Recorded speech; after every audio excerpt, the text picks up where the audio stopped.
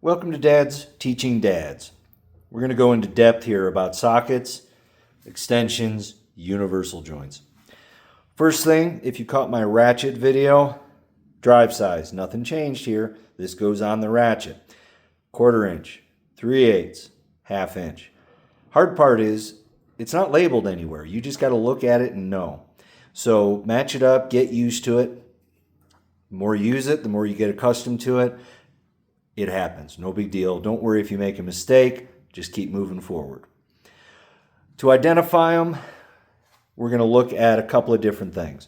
We've got to look at the appearance. First off, this is a chrome socket. This is designed to be used by hand and perfectly good quality. Most of my stuff is Tecton. But if you sprung and got yourself an impact, 3/8, 1/2 inch impact, air operated, electric operated, well, that applies more force. You're going to need an impact socket. You can tell because it is a black color. Sometimes they get shined up after a while, but they're still like a gray, shiny, anodized appearance. This one here is a deep socket, and deep sockets are for a specific purpose as opposed to shallow.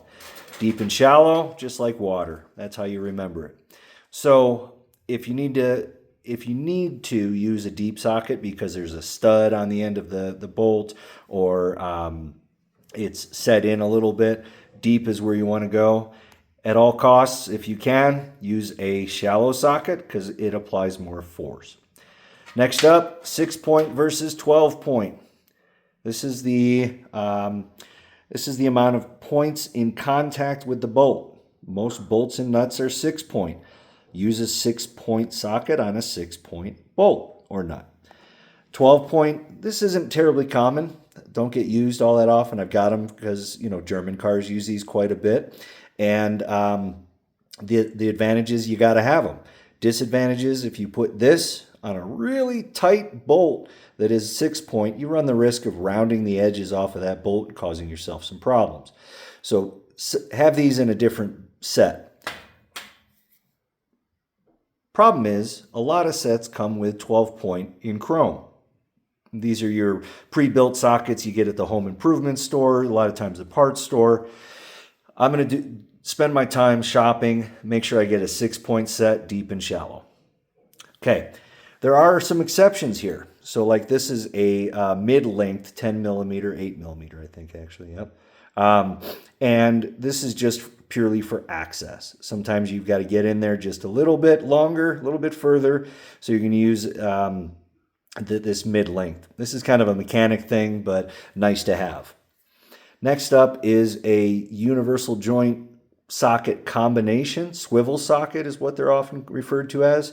And it's got the socket built in. This one here is a 10 millimeter. And the advantage here is, well, it gives you a little bit of wiggle room. So you can go in at an angle and really get in on that bolt that's tucked away. Sometimes you do need to add an extension. This is reaching out and touching that area that you need to get to. Reach out and touch someone is where I'm going with that. And again, chrome impact. Don't mix them up. If you're using an impact, you need to have impact extensions. This is a safety thing. You don't want a socket exploding on you, especially if you're working with your kids. So sometimes you do need a little bit more room. You don't want to spring for the swivel socket. Get yourself a universal joint. I like to use the impact universal joints. This is a cheapo. You can tell because impact.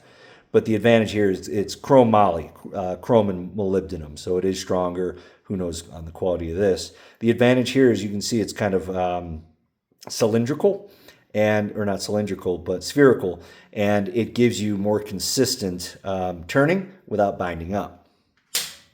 Now, we're almost done. Stay with me. We got to get into Torx and Allen sockets. So Torx, they're not called a star socket, although a lot of people do refer to them as that. 6 sides. There is the positive and the negative. This is called an E-Torx.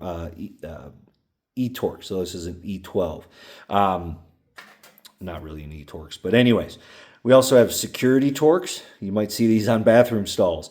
And it's got the hole in the middle for the dimple in the middle of the fastener, the bolt. And you're not going to use these very often, but sometimes you need them. They came in my gear wrench set, and I couldn't be more pleased with them. Last are Allen sockets. Well, here we go. 10 millimeter. You're noticing maybe some consistency here that we're in the metric system. Allen sockets are in 6 sides, and it's essentially the positive relief of that 6-point socket. You'll find these more and more on more current cars, as well as a lot of your furniture and fixtures are going to have these on them, depending on the application, of course. The last thing is, do I buy standard or do I buy metric? Metric is your 6, 7, 8, 9, 10. Standard is fractional. Some people call it SAE. Some people will call it standard. Some people might call it fractional, whatever. Most sizes in all of these items are going to be metric these days. Standard is going away. Kind of thank goodness, because let's see 5/8, so the next one up is 10, so 11/16. I don't have that memorized. Older cars, older machinery, older equipment. You still need them if you're going to be doing that variety of work. There's a little bit of wiggle room. You might be able to use a 1/2 inch on a 13. You might be able to use a 13 on a 1/2 inch, but why take the risk of damaging the fastener?